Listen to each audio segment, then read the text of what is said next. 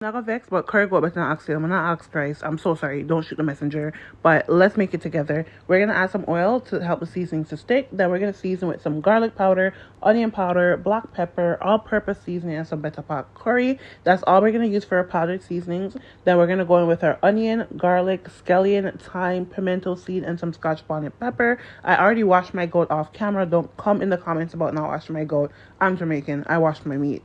So we're going to add those in, and then we're going to go in with our hands and we're going to massage that in until our goat is properly seasoned. Once that's properly seasoned, we're going to set that into the fridge. You want to marinate overnight if you have the time. If not, just let that sit for about an hour. Next, we're going to go ahead and we're going to separate our meat from our dried seasonings. So we're going to go ahead and just take out our goat, separate that from the onion, garlic, scallion, thyme, etc. And we're going to set that in a separate bowl. Once we have that separated, we're going to add our pot to the stove. We're going to add some oil. Once our oil is heated, we're going to add in some better pot curry. We're going to give them a mix. That's what you call burning your curry. You're just going to add your curry to some oil. We're going to burn that. That gives it a lot of flavor, a lot of color, and the aroma is just better. So we're going to go ahead and do that. Once that's burnt, we're just going to go ahead and pour in our goat that's separated. We're going to go ahead and mix that up, and then we're going to let that cook by itself. We're going to cover that up. That will spring its own water. So at this step, we're not going to add any water. We're just going to cover that up and let that cook.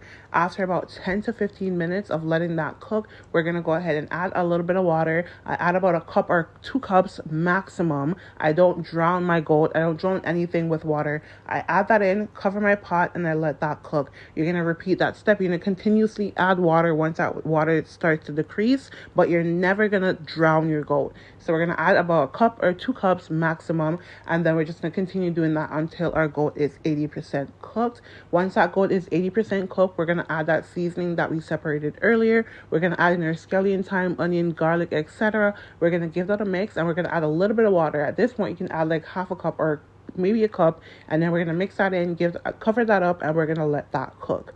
At this step, if you want to add some potatoes or some carrots, you can definitely go ahead and do so. I was making other dishes with this meal, so I didn't want to add those in. But if you want, for most people, they like to add their potatoes and carrots. So at that step, when you're adding your seasoning and you're adding a little bit more water, you can add those in as well. And then you're going to cover that up, and you're just going to let that cook until your goat is falling off the bone, or until your goat is completely fork tender.